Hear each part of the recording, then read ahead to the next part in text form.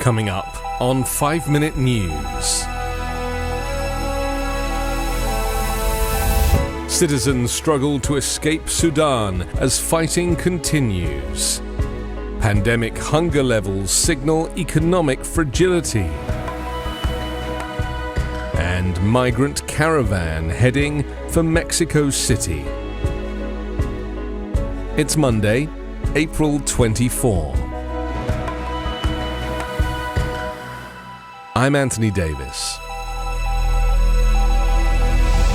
Foreign governments evacuated diplomats, staff and others from Sudan on Sunday as rival generals battled for a ninth day with no sign of a truce that had been declared for a major Muslim holiday.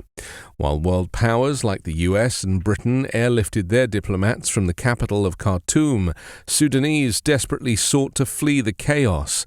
Many risked dangerous roads to cross the northern border into Egypt. Fighting raged in Omdurman, a city across the Nile from Khartoum, residents said, despite a hoped-for ceasefire to coincide with the three-day Muslim holiday of Eid. "We did not see such a truce," Amin al-Tayed said from his home near state TV headquarters in Omdurman, adding that heavy gunfire and thundering explosions rocked the city. Over 420 people, including 264 civilians, have been killed and over 3,700 wounded in fighting between the Sudanese armed forces and the powerful paramilitary group known as the Rapid Support Forces, or RSF. The RSF said the armed forces unleashed airstrikes on the upscale neighborhood of Kafuri, north of Khartoum. The ongoing violence has affected operations at the main international airport, destroying civilian planes and damaging at least one runway. Other airports have also been knocked out of operation. Sudan experienced a near-total collapse of internet and phone service yesterday, according to the monitoring service NetBlocks. About 100 people were flown out of Khartoum by Spanish military aircraft, more than 30 Spaniards and the rest from Portugal, Italy, Poland, Ireland, Mexico, Venezuela, Colombia and Argentina, the foreign ministry said. As economists and investors scour data on inflation, jobs, housing, banking, and other bellwether indicators to determine whether the United States is headed for a recession, a visit to the nation's largest food bank warehouse offers some ominous clues. More than half of the shelves at the Atlanta Community Food Bank are bare, in part because of supply chain issues, but mostly because demand for food assistance is as high as it was during the COVID-19 pandemic, the nonprofit's executive said. They said 2 in 5 people seeking food assistance in the Atlanta region this year have not done so before.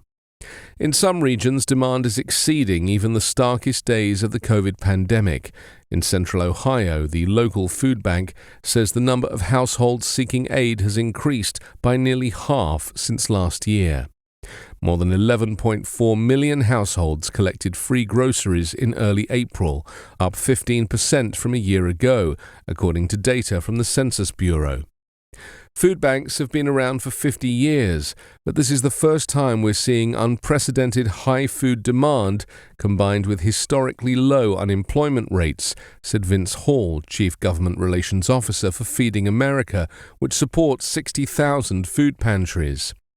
The sustained demand comes as most government pandemic emergency aid ends, notably temporary COVID-related increases to the Supplemental Nutrition Assistance Program, formerly known as food stamps, a federal program that provides debit cards to directly purchase food at stores.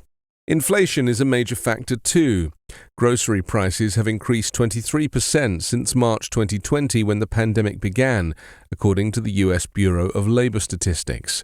The US is not alone. Inflation has affected food prices in most countries across the Western world. The SNAP government program is by far the largest method of feeding the hungry in the United States. Food banks and pantries account for about a tenth as many meals distributed, but they are still the second largest provider and therefore serve as a critical part of the social safety net.